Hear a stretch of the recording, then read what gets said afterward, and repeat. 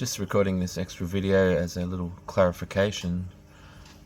This is at 1/3 smoothing, and we still have a 14 degree plus or minus 14.4, and the real signal is a theoretical phase perfect signal, which is at least 12 dB higher than any of the theoretical reflections. All of the theoretical reflections are within 3 milliseconds. Some of them are 0.3, 0.28, 1, 2.4 and 3 milliseconds.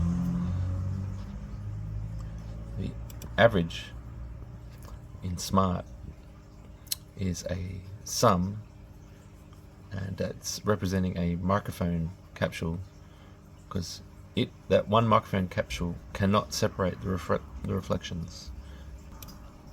No smoothing. I wasn't really interested in the fact that it was plus 30, minus 30.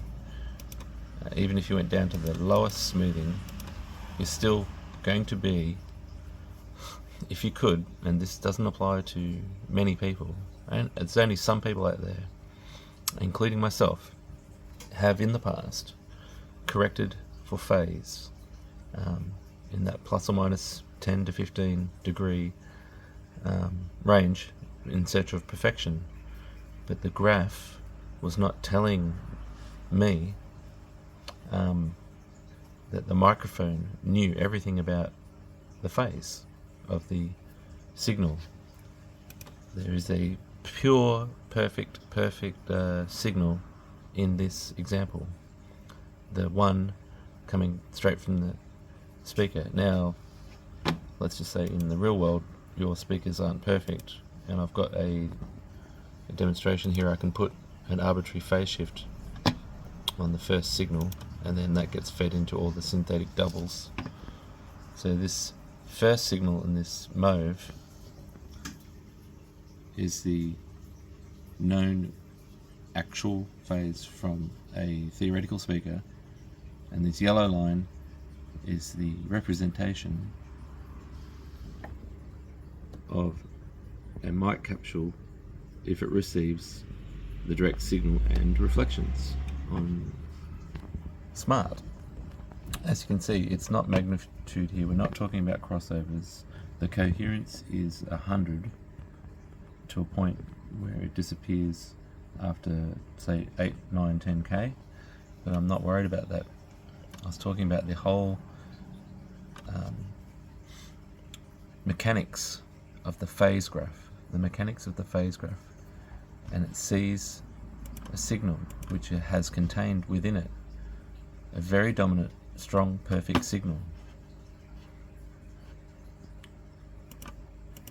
And the microphone, if it could, and Smaart, if it could, would love to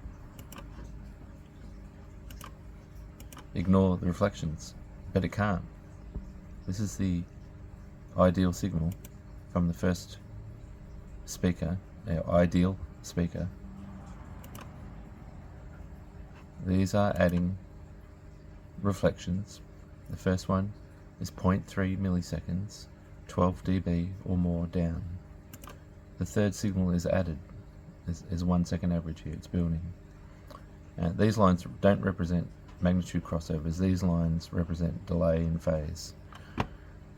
So the third signal has been added. That was a 0.28 millisecond, 12 to 14 dB down. The third additional synthetic perfect signal, which is delayed 1 millisecond, 12 to 14 dB down. As you can see, the sum, or the theoretical microphone capsule, is now showing imperfect phase, even though when you're sitting in that reflective space, you'll be able to determine that there's a nice sounding speaker there, and these three other signals are just pollution. So I'm saying that we can hear the perfect phase, and the pollution doesn't change our mind of the phase delivery of the music. Here comes the fourth synthetic artificial signal. The fourth signal is 2.4 milliseconds delayed, 12 to 14B down. It's a perfect signal. It's just late.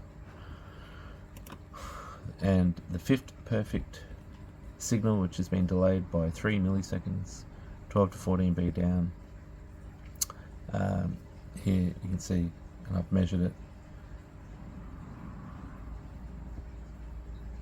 the spread is plus or minus 14.4. So here is the pure direct signal at 10 dB. Here are all the synthetic signals, and the average signal is down here as well.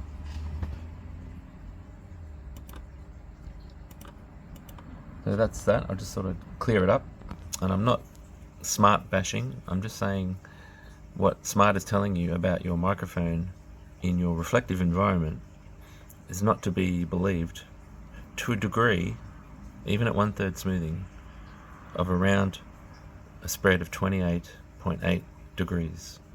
And if you correct that, even that 1/3, you are going to be, maybe you're going to be out. Here are some I've captured, just varying the volume of the reflections. If you vary the volume of the reflections and wait for the sum to change, here it is, you get a different result. And then you vary the strengths again of the reflections, wait for it to build, capture it, you get another result. All these results here, and I'll turn off the mess of the live delays. So this is just, I'll go to one screen. We need phase. So these are the ones I captured. They're all different. So you can imagine asymmetrical cavern. The reflections are going to be different strengths, and you're going to correct for them. And all the while, you had two ideal signals coming straight to your ears, and you've made 15-degree change on one side and plus or minus, and then the opposite on the other side. And you might get lucky, you might get 10-degree, 15-degree difference, but you might get unlucky and you might get 28.8 degrees difference. And that's just from this synthetic hypothetical test. So if you correct using FIR phase correction, you might be changing it to your detriment and not to your advantage. And in most cases, if there was a huge, 40-50 degree, maybe you are getting more advantage than disadvantage. But if you're trying to narrow down every little bump and valley, and you're doing 1/3, you still got that 28-degree variance, and that's at 48th smoothing of all those captures. Just trying to be helpful, not trying to bash techniques or theories. I'm just putting it out there for you.